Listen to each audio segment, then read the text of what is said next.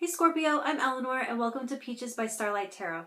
This is your second week of August reading and it is for the general collective, so there may be only one small part of this that resonates and the rest may not. We shall see, but take what resonates and leave the rest. It's okay. It might be meant for someone else. And if you would like a reading all to yourself, I offer those through Etsy and my page is linked below.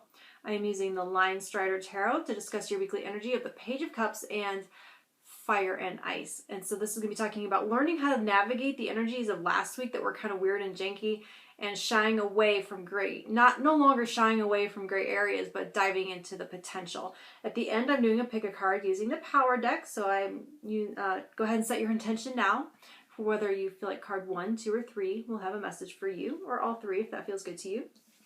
You have the Magician, the Ace of Wands, the King of Wands, and Strength. So this is it is epic, okay? It reminds me of the real title of Game of Thrones, A Song of Ice and Fire. It is about as epic as that, that series with the Fire and Ice card and this incredible spread.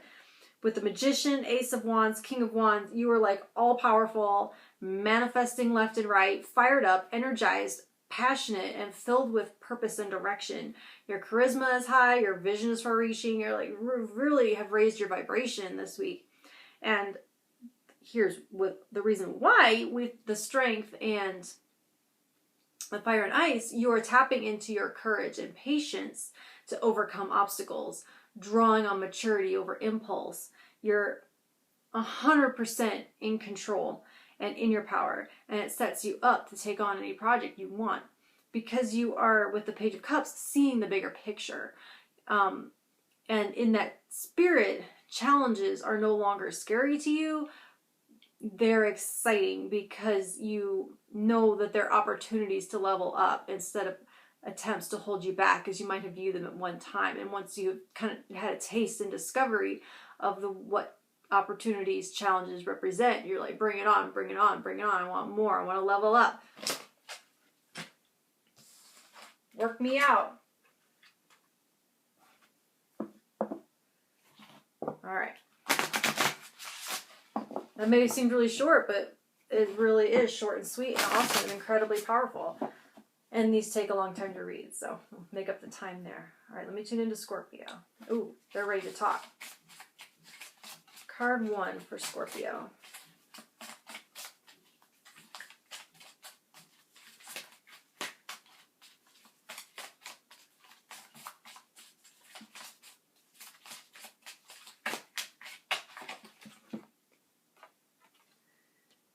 There is your image. Let's see if I can get it to...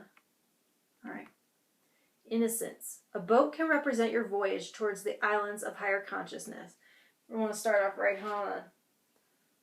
We're talking this right here, right in that first sentence. That boat is made from your treasured innocence. We are all born wild and innocent like a blue heron. To live in civilization at a very young age, we become like sheep trying to fit in with the crowd. To maintain your receptive innocence is to listen to your own inner voice. Know that the powers of the universe are within you.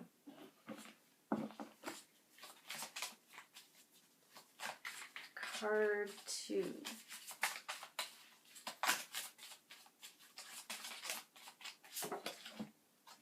Let's see, which way does this go? This way. There's your image. Time. What is time that it has such power to change all that exists back into dust? What is this unseen force like the wind that can shape the land and our lives? Learn to play with time. Time is surreal, like fish swimming in treetops. A person of power knows how to arrange time. Put on your watch and be aware of the time at which you do everything. Watch the sun, the moon, the transit of the stars. Find out the time that Venus is lowest in the sky before dawn. Be aware of your cycles, when you get hungry, when you sleep. Our society is obsessed with time, so now become time. If you're obsessed with something, it's better to explore it than deny it. When it is possible to give up your obsession and let a concept like time take its proper place in your life, your power depends on your use of time. That sounds to me like these two right here, especially this, that's taking that time and becoming the master of it, becoming it, using it. Ace of Wands is like a set of car keys, and it can apply to many different sources of power. And that sounds like in this case, if you've chosen card 2, that Ace of Wands is referring to your mastery of time. Okay. Card 3, Virtue. Virtue is one of the passive qualities of power. Oh, passive quality of power. Hang on. There we go. That sums that strength card up. When you pull back the bow, preparing to set the arrow and define your target, you use the strength, the will, and focus. Okay, so here we go. Okay, will and focus. So this is the will, but the king of that will, that's the focus of that energy. Instead of just discharging it all over the place, but becoming the king of it, that's mastery of it. All right, sorry. That you have collected within that part of yourself called virtue. Virtue is where you find inner truth. It is a place of illumination, and as that radiance grows within you, it becomes integrity. Without virtue, there is no inner balance.